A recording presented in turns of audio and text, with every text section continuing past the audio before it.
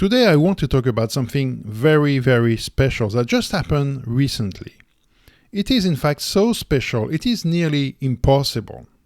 I am talking about the amazing achievement that Rafael Nadal has been able to produce at the Roland Garros French Open just a few days ago, winning 14 Grand Slams out of 17 attempts in 17 years. This is just the most amazing achievement. It could well be the most amazing achievement in all of sports history. So what I want to do is to show you in numbers. I did some calculations and I want to show you that the probability that a player wins 14 French Open in 17 years is so incredibly small. It is so incredibly unlikely that it makes this achievement even greater than what it seems. And this is especially true when we know that Rafael Nadal, just before Roland Garros, was not able to win tournaments on clay. He lost in Rome in the third round against Denis Shapovalov. And he also had this foot injury, which has been a big question mark for Nadal just before the French Open. Rafael Nadal said himself, "I am living with an injury. My day by day is difficult. I am trying hard, but of course it's difficult to accept the situation at times. A lot of days I can't practice the proper way." So, as you can see, it is very difficult to say Rafael Nadal is the big favorite. No matter what, he's going to win the French Open. A lot of things can happen, injuries, sickness. At the start of the 2022 French Open, Rafael Nadal was maybe not the big favorite. So let's have a look at what math tells us. But first I wanted to show you what another great athlete, another of the greatest tennis players ever, has just said about the achievement of Rafael Nadal. In a recent interview to a Swiss newspaper, the tennis legend Roger Federer said, "It's unbelievable what Rafa has achieved. I take my hat off to him. After the 10th, the 11th, I was already thinking, this can't be it. But he keeps raising the bar. He's gigantic." So this comes from one of the greatest legends in the sport, Roger Federer, and saying that this is gigantic is very true because I'm going to show you now the data. Because now let's have a look at what probabilities tell us. You're going to see it is even more than gigantic.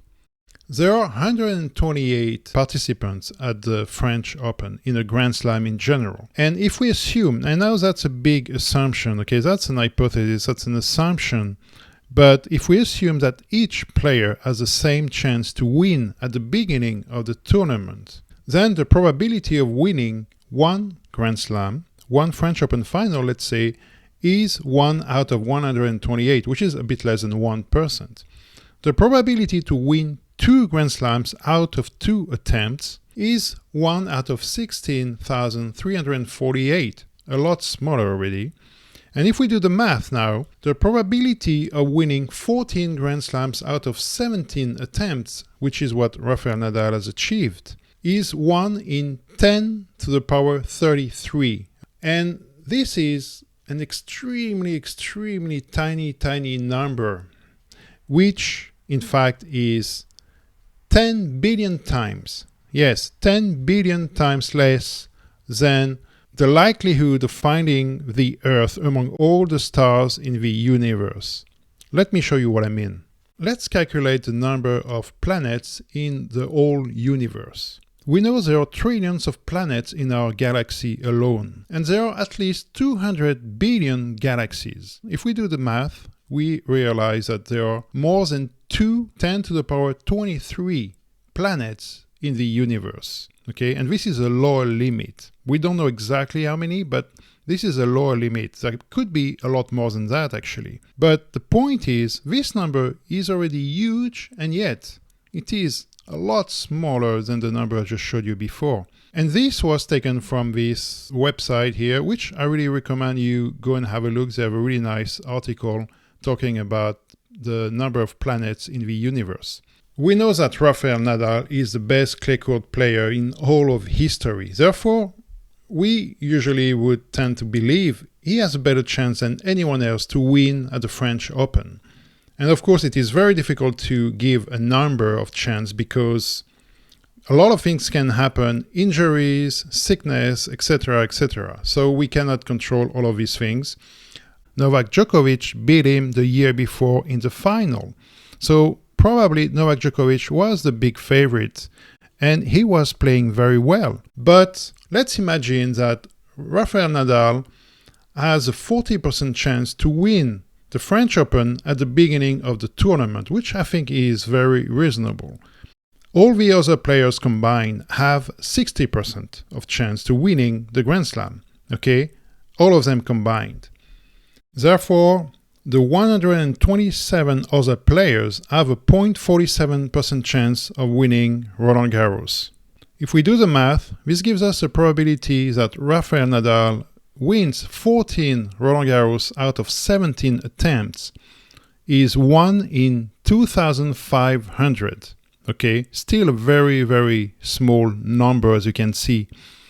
Much bigger, of course, than what we had before, but still very, very small, which shows the amazing achievement that Rafael Nadal has been able to do by winning 14 Grand Slams at Roland Garros in 17 years. Okay, 17 years is a long time for an athlete to stay at the top of the game. And this is especially true when we remember that just a few weeks before the French Open, Rafael Nadal had not been playing very well. He lost several matches on clay, which is very unusual, didn't win any big tournament on clay before the French Open, which is also very unusual.